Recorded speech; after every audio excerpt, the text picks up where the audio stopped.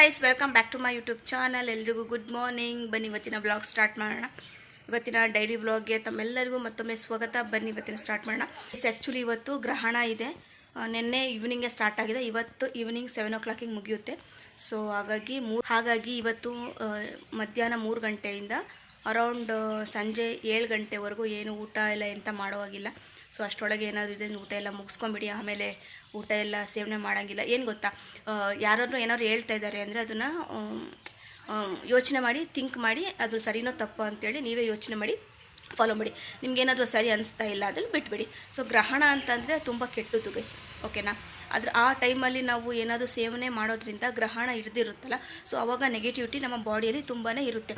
ಹಾಗಾಗಿ ಆ ಟೈಮಲ್ಲಿ ನಾವೇನೂ ತಿನ್ನೋ ಆಗಿಲ್ಲ, ಓಕೆನಾ. ಬನ್ನಿ ಇವತ್ತಿನ ಬ್ಲಾಗ್ ಸ್ಟಾರ್ಟ್ ಮಾಡೋಣ.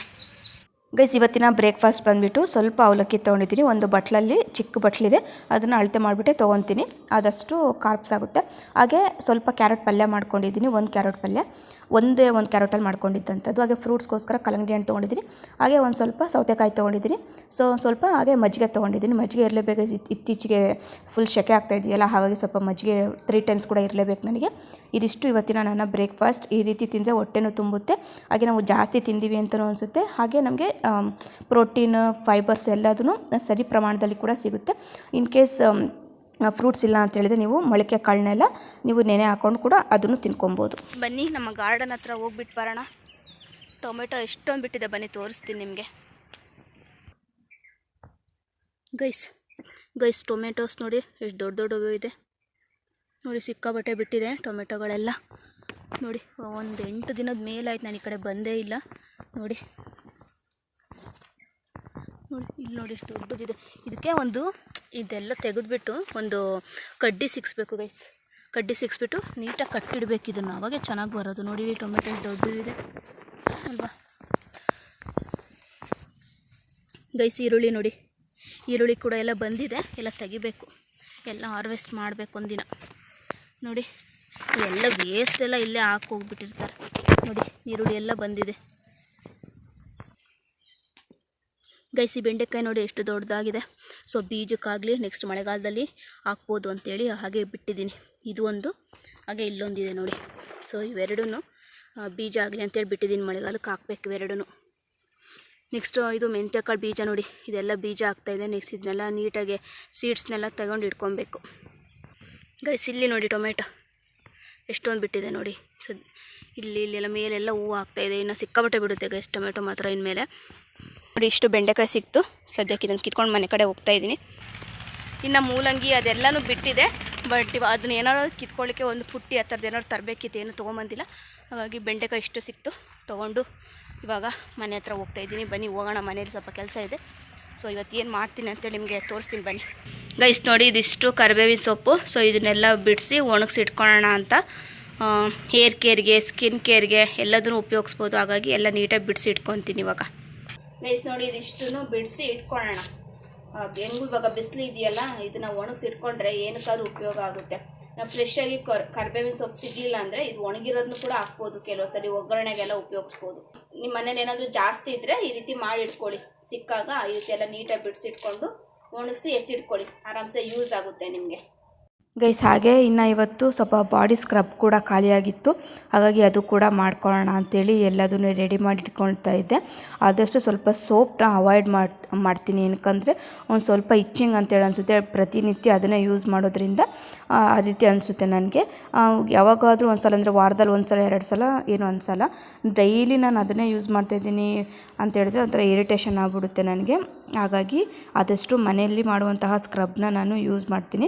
ಯಾವ ರೀತಿ ಮಾಡೋದು ಅಂತ ಮುಂಚೆನೂ ನಾನು ಆಲ್ರೆಡಿ ನಿಮಗೆ ಅದನ್ನೇ ಸಪ್ರೇಟ್ ವಿಡಿಯೋ ಕೂಡ ಮಾಡಿ ಹಾಕಿದ್ದೀನಿ. ಇವಾಗ ಕೂಡ ನೋಡ್ತಿರ್ಬೋದು ನೀವು. 1 ಕಪ್ ಹೆಸರು ಕಾಳು ಮತ್ತು ಮಸೂರ್ ದಾಲು ಹಾಗೆ ಕಡಲೆಬೇಳೆ ಹಾಗೆ 1 ಕಪ್ ಆಗೋಷ್ಟು ಅಕ್ಕಿನ ಸಮ ಪ್ರಮಾಣದಲ್ಲಿ ತೊಗೊಂಡಿರ್ತೀನಿ. ತುಂಬ ಹೆಲ್ತ್ ಬೆನಿಫಿಟ್ ಇದೆ ಗೈಸ್ ಇದರಲ್ಲಿ ಮಾತ್ರ. ಹಾಗೆ ನೀವು ಗ್ಲೋಯಿಂಗ್ ಸ್ಕಿನ್ ಬೇಕು, ಹಾಗೆ ಪಿಂಪಲ್ಸ್ ಎಲ್ಲ ಇರಬಾರ್ದು ಅಂತೇಳಿದರೆ ಖಂಡಿತವಾಗ್ಲೂ ಇದು ವರ್ಕ್ ಆಗುತ್ತೆ. ಇನ್ನು ಮಮ್ಮಿ ಇದ್ದಿದ್ದರೆ ಇನ್ನು ಇದಕ್ಕೆ ತುಂಬ ಇಂಗ್ರೀಡಿಯೆಂಟ್ಸ್ನ ಆ್ಯಡ್ ಮಾಡ್ತಾಯಿದ್ರು.